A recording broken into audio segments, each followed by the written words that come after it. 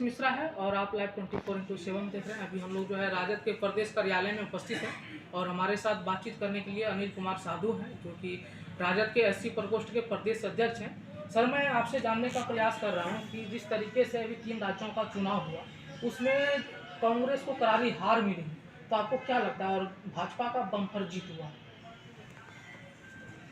देखिए, जो जनता ने मैंडेट दिया उसे किसी भी दल को स्वीकार करना चाहिए।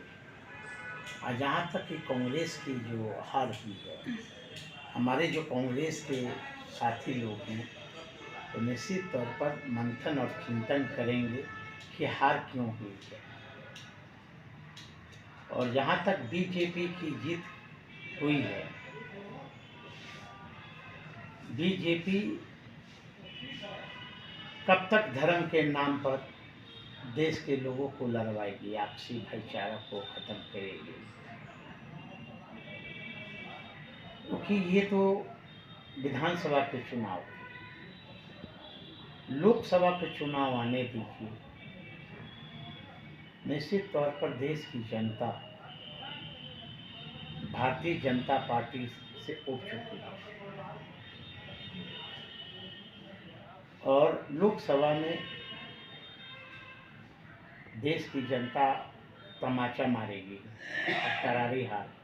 सर, आपने कहा कि भाजपा जो है राजनीति, जो धर्म और जात की राजनीति करती है, लेकिन सर कांग्रेस वाले भी कह रहे थे कि जो है हमारा ताल ठोकर के दावा है कि हम तीनों राज्य जो है भारी संख्या से हम लोग सीटों से जीतेंगे, तो उनका जो है कहीं ना कहीं क्या फ्लॉप हो गया? फिर अभी कांग्रेस वाले क्या कहते हैं, उनका पता भी नहीं है।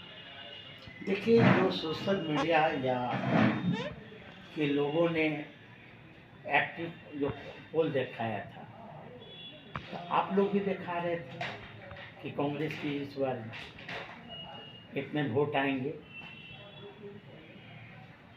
मीडिया घराने की कोई ऐसा चैनल नहीं था जो कि जहाँ जहाँ चुनाव हुए कांग्रेस को व्रत नहीं दिखा रहे थे।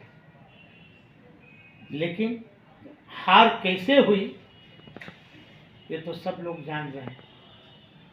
कहीं ना कहीं आपका भी निशाना ईवीएम को तो नहीं है? तो है, मेरा ही क्या, पूरे देश के लोग अब ईवीएम से तंग आ चुके हैं। अमेरिका ऐसा देश, कई और ऐसा विकसित देश जो कि वहाँ ईवीएम से चुनाव नहीं होते हैं और वोटिंग बैलेट पेपर से चुनाव होते हैं। हम तो मांग करते हैं चुनाव आयोग से, निष्पक्ष यदि आप वोटिंग चाहते हैं तो यहाँ भी ईवीएम छोड़कर आप बैलेट से चुनाव करवा लो। सर, दूसरा सवाल ये है कि मोदी का हनुमान बताया जाता है चिराग पासवान को। उन्होंने भी जो है राजस्थान, अभी जो 3 राज्यों का चुनाव हुआ था, उन्होंने भी जो है 12 कैंडिडेट को अपना उतारा था, लेकिन उनका भी करारी हार हो चुका है। तो क्या लगता है कि मोदी का जो हनुमान बताया जाता है चिराग को, क्या मोदी को बदनाम करने के लिए जो है चिराग पासवान अपने कैंडिडेट को उतारे थे? अब तो ये बीजेपी को समझना होगा ना, कौन हनुमान है, कौन क्या है। आज वही हनुमान तो आरोप लगा रहे थे बीजेपी पर, खासकर राजनाथ सिंह पर, खासकर अमित शाह जी पर, कि मेरे पिता को मूर्ति फेंक दिया, बाबा साहब अम्बेडकर को मूर्ति फेंक के पैरों तक कुचलने का काम किया। कौन आरोप लगा रहे थे?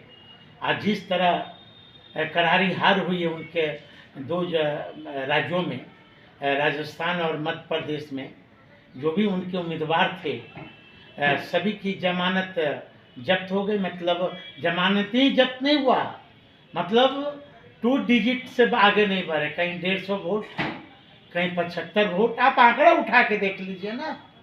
तो जो व्यक्ति चुनाव आयोग को लिस्ट भेजता हो कि 20 व्यक्ति हमारे स्टार प्रचारक के रूप में राजस्थान और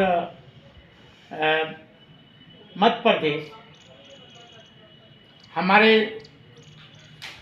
स्टार प्रचारक के रूप में घूमेंगे, वहाँ के राष्ट्रीय अध्यक्ष चिराग पासवान नहीं जाते हैं। उनके जो स्टार प्रचारक में जिनकी सूची थी वो नहीं गए, फील्ड छोड़ के भाग गए। तो चिराग जी को अनुमान था कि हाँ हमारी जमानत जब्त होगी, इसलिए नहीं गए होंगे।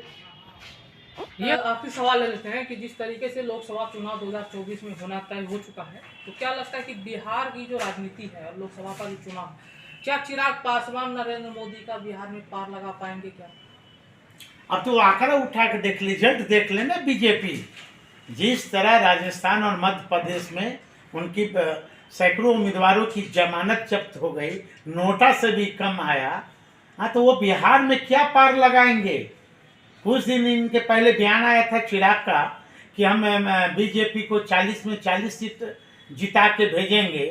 तो पहले तो ये अपना क्षेत्र जम्मू ही बचा लेना। राजस्थान में हार हुई, मध्य प्रदेश में बुरी तरह हार हुई। इन पिछले आम चुनाव में खड़ा हुए थे इनका उम्मीदवार लोजपा रामविलास का 134 विधानसभा में कैंडिडेट खड़ा किए थे, सबकी जमानत जब्त हो गई। इनके तारापुर विधानसभा है लोकसभा क्षेत्र के अंतर्गत, इनके उम्मीदवार की जमानत जब्त हो गई। इनके मामा इनके पिताजी का नानी घर में इनके उम्मीदवार की जमानत जब्त हो गई। तो ये मोदी जी को बीजेपी को पार कैसे लगाएंगे? ये लोग नकली हनुमान है।